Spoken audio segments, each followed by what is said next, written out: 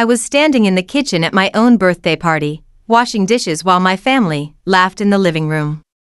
43 years old, and I was still the invisible helper. My sister Riley was telling everyone how she'd finally found her calling in art therapy, the career I'd wanted to pursue 15 years ago. Before Mom got sick and I had to quit school to take care of everyone. The same sister who'd borrowed $3,000 from me last month for her emergency root canal, money I'd saved for months by skipping meals. I could hear them through the thin walls. At least someone in this family has ambition, Dad said, his voice carrying that familiar tone of disappointment he reserved for me. Lorena, sometimes you have to accept you're not the chosen one. They were toasting Riley's success with the wine I'd bought, eating the cake I'd baked, in the house I'd been paying half the mortgage on since Mom passed. The sound of their laughter mixed with the clinking of glasses, Mom's good crystal, that I'd carefully washed and put away after every family gathering for the past 3 years. Riley's boyfriend David was there too, his voice booming over everyone else's as he told some story about his latest business venture. My name is Lorena. I'm 43. And I've stayed quiet for long enough. The family meeting happened on a Tuesday. I should have known something was different when Riley actually showed up on time, David trailing behind her with that smug smile people wear when they think they're about to win something. Dad cleared his throat the way he always did before, delivering news that would change everything. We've been talking, and we think it's time to sell the house. Just like that. No preamble, no asking how I felt about losing the only home I'd ever known. The house where I'd nursed Mom through her final months, where I'd painted every room, fixed every broken thing, where I'd lived my entire adult life. The market's hot right now, Riley added, not meeting my eyes. David knows a great realtor. Of course he did. I noticed how she said we like she'd been paying the bills all along, like she hadn't disappeared for 2 years when Mom was dying, only to return when the funeral was over and the will was read. I watched them discuss my future like I wasn't sitting right there. The same way they'd always done. Mom's jewelry would go to Riley, naturally, she was the one who'd appreciate beautiful things. The furniture would be donated. The photos would be divided. And me? I'd find somewhere else to live. After all, I was good at adapting. What they didn't know was that I'd sold Mom's entire collection of first edition books last year, books she'd collected since college, books that meant everything to her, just to make the mortgage payment when the property taxes went up. $4,000 worth of memories, gone to keep a roof over all our heads. Riley had been in Europe that month, posting Instagram photos of herself at the Louvre. That night, I made a choice. I called the bank and asked about my options. Turns out, when you've been making mortgage payments for 3 years, your name carries some weight. The loan officer was very helpful when I explained my situation. Very helpful indeed. I stayed quiet about that conversation. Some silences are worth more than words. I still had Mom's password folder, Riley started bringing David around more often, always when I wasn't expecting them. They'd sit in Mom's chair, use her good china, talk about their plans for after the sale like they were already spending money that hadn't been made yet. I was folding laundry in the basement when I heard them talking above me. The old heating vents carried sound perfectly, something I'd learned as a child, hiding from Dad's drinking years. She's not going to like this, David said, his voice echoing through the pipes. Lorena never likes anything that involves change, Riley replied. But she'll adjust. She always does. That's what she's good at, being practical, taking care of things. She doesn't have the vision for something like this. They were talking about converting the house into a rental property. Multiple units. Riley would manage it, David would handle the renovations. I'd be bought out of my share, at a fair price, of course. They'd already run the numbers. I climbed the stairs slowly, my arms full of clean clothes. They didn't notice me enter the room, too absorbed in their blueprints spread across Mom's dining table. The same table where I'd helped her with her medications, where we'd played cards during her bad days, where she'd made me promise to take care of everyone with her dying breath. The basement would make a perfect studio apartment, Riley was saying. Small, but functional. Perfect for someone who doesn't need much space. I set the laundry basket down. Finally, they looked up. Oh, Lorena. We were just discussing possibilities. Riley's voice had that bright, false note it got when she was caught doing something she knew was wrong. I nodded. I can see that. I picked up one of their sketches. My bedroom was labeled storage. The living room where I'd spent countless nights with Mom was divided into 2 efficiency units. Even in their plans, I was invisible. That evening, I called my high school friend Janet, who'd become a real estate attorney. We had a long conversation about property rights, inheritance law, and the interesting things that happen when someone's been paying into a mortgage without being on the deed. Janet laughed when I told her about Riley's plans. Oh, honey, she said. They have no idea what they're walking into, do they? I decided to let them keep planning. Sometimes the best revenge is just watching. The bank manager asked if Riley had my permission. The eviction notice was David's idea.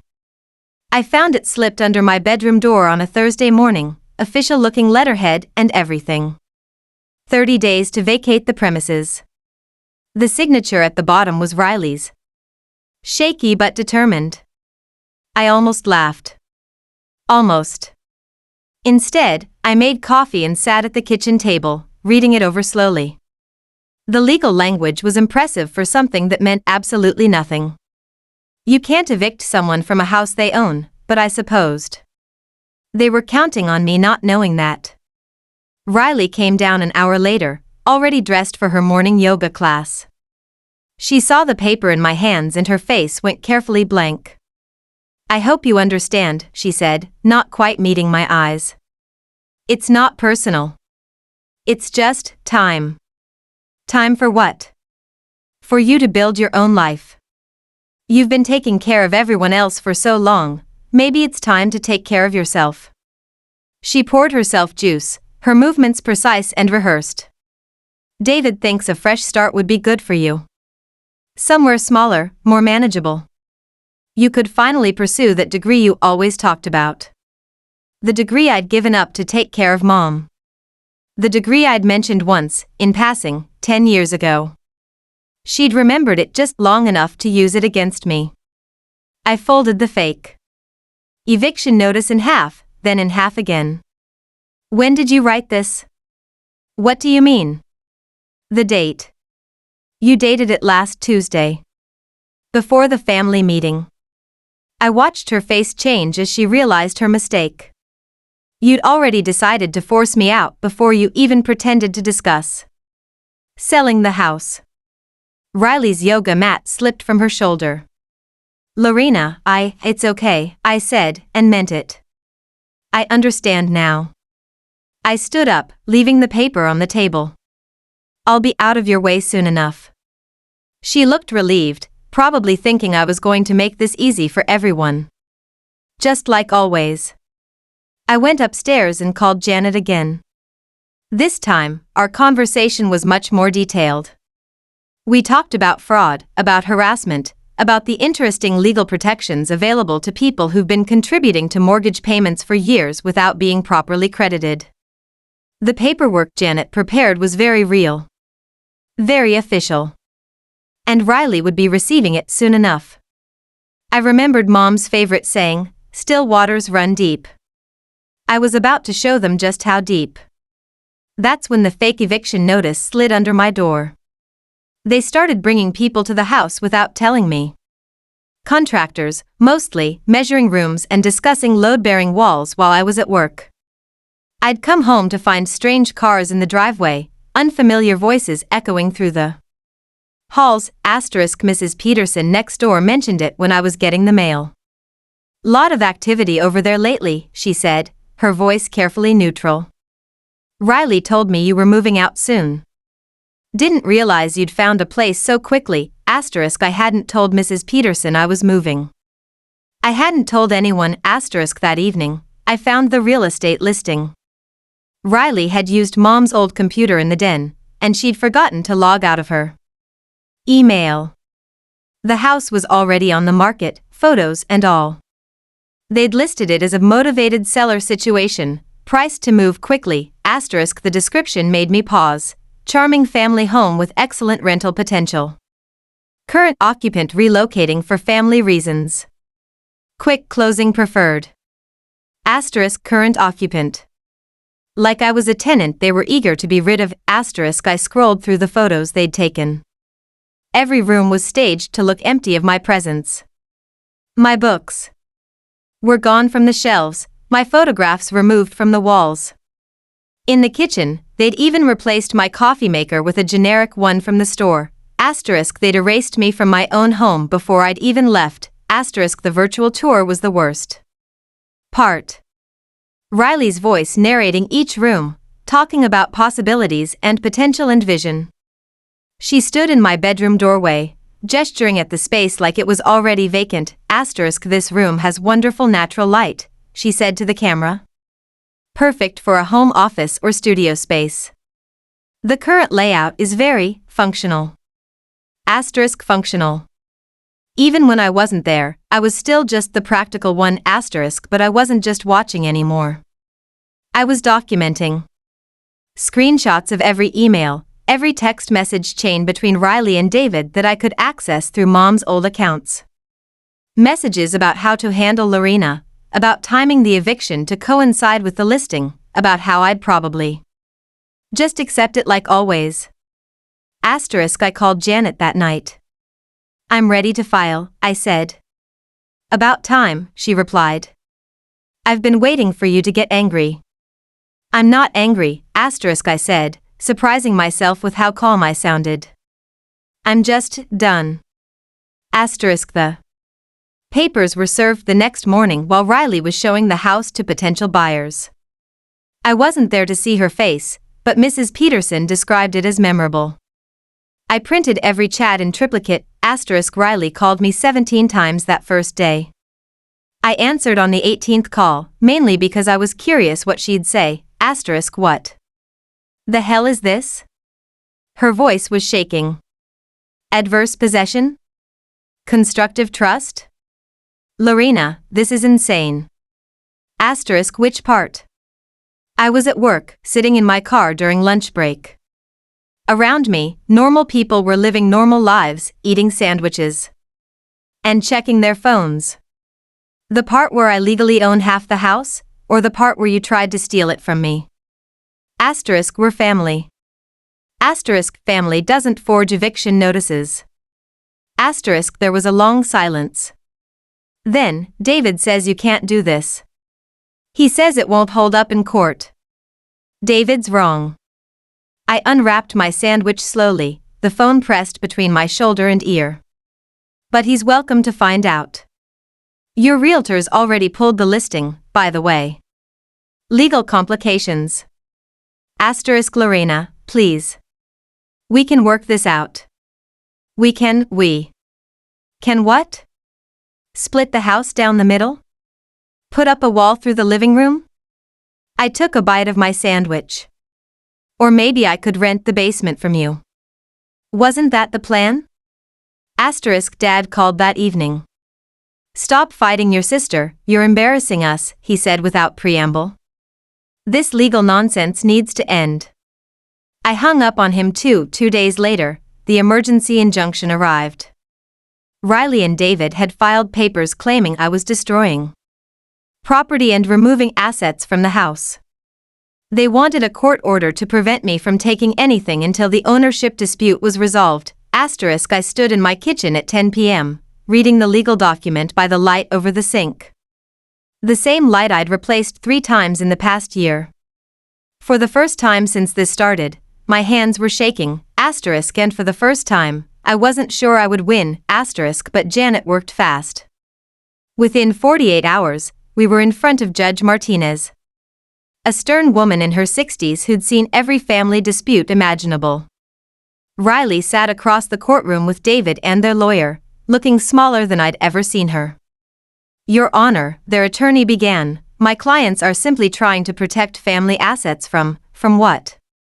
Judge Martinez interrupted. From the woman who's been paying the mortgage for 3 years? The woman whose name appears on utility bills, tax payments, and maintenance records? She flipped through our documentation. Counselor, this isn't asset protection. This is harassment. Asterisk the injunction was dismissed. Riley didn't look at me as we left the courthouse. Asterisk that night, I sat in my car in the courthouse parking garage, engine off, just breathing in the silence. The courtroom was the smallest room I'd ever stood in. Asterisk the settlement conference was held in a sterile room downtown.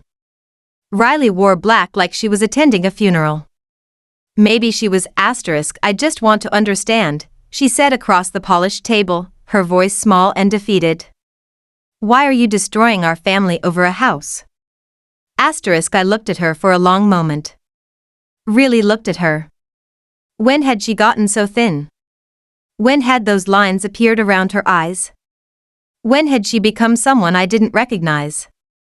Asterisk, I'm not destroying anything, I said finally. I'm just choosing myself for once. Asterisk, the mediator cleared his throat.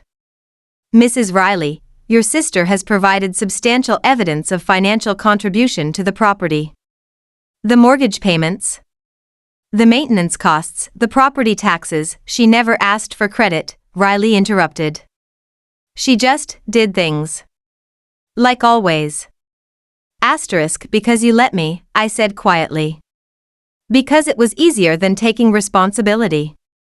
Asterisk, Dad sat silent in the corner, smaller than I remembered him. When the mediator asked if he had anything to add, he just shook his head. The settlement was more than fair. Riley got her inheritance from Mom's estate, minus her debts to me, minus the years of mortgage payments I'd made alone. I got the house, clear title, and the right to finally exist in my own space. Asterisk, she signed the papers with shaking hands. David had disappeared somewhere during week 3 of the proceedings, once he realized there was no easy money to be made. Asterisk, as we gathered our things to leave, Riley turned to me one last time. The chosen one comment, she said. From Dad. At your birthday party. I waited, I asked him to say it. Her voice was barely a whisper. I thought if he made you feel small enough, you'd stop fighting us for the house. I stared at her. You coached Dad to humiliate me? She nodded, tears streaming down her face. I picked up my purse, my legal documents, my keys to the house that was finally, legally mine. Turns out I was the chosen one, I said. To pay the bills you ignored. Asterisk, I walked out of that conference room and didn't look back. My phone lit up with a transfer I didn't request. Asterisk, that was 6 months ago. I'm sitting in my kitchen now. My kitchen, in my house, drinking coffee and watching the sunrise through windows I no longer have to share. The rooms are exactly as I want them. The silence is exactly as deep as I need it to be. Asterisk, Riley sends cards sometimes. Birthday cards, Christmas cards, thinking of you cards with messages about healing and forgiveness and family. I don't throw them away, but I don't respond either. They sit in a drawer in the kitchen, accumulating like snow. Asterisk, Dad calls once a month, brief conversations about weather and work and nothing important. He doesn't ask about Riley, and I don't ask about him. We've found a rhythm in our distance, a way to be family without the weight of expectations. Asterisk, people ask me sometimes if I miss them. If I regret what happened. If I think we'll ever reconcile. Asterisk, the truth is, I don't miss the chaos. I don't miss being the one who fixed everything, who absorbed everyone's problems, who made the hard choices so they didn't have to. I don't miss being invisible in my own life. Asterisk, what I have now is something I'd never had before. Choice. The choice to be alone without being lonely. The choice to help people because I want to, not because I'm expected to. The choice to say no. To say maybe, To say nothing at all, asterisk I enrolled in that art therapy program last spring. Turns out, at 44, I'm exactly the right age to know what I want to learn. My professors don't see me as the practical one or the helper or the disappointment. They see me as Lorena, the woman who brings interesting perspectives to class discussions, who asks thoughtful questions, who's finally learning to create instead of just maintain, asterisk the house feels different now. Lighter. Like it's finally mine. To inhabit instead of just clean and maintain. I've started painting again, watercolors, mostly, soft landscapes that capture quiet moments. I'm not particularly good at it yet, but I'm getting better. And more importantly, I'm doing it for me, asterisk sometimes I think about forgiveness. About reaching out, making amends, rebuilding bridges. But then I remember that forgiveness doesn't require reconciliation. You can forgive someone and still choose not to let them hurt you again. You can love people and still protect yourself. From them, asterisk I stayed quiet for so long, I forgot what my own voice sounded like. Now I remember. It's softer than I expected, but stronger too. It doesn't need to be loud to be heard, asterisk the family that used to define me has learned to exist without me. And I've learned to exist without them. It's been peaceful. It's been enough, asterisk asterisk. Asterisk have you ever been silent for so long that you forgot the sound of your own name? Comment below. And subscribe to the channel so you don't miss any stories like this.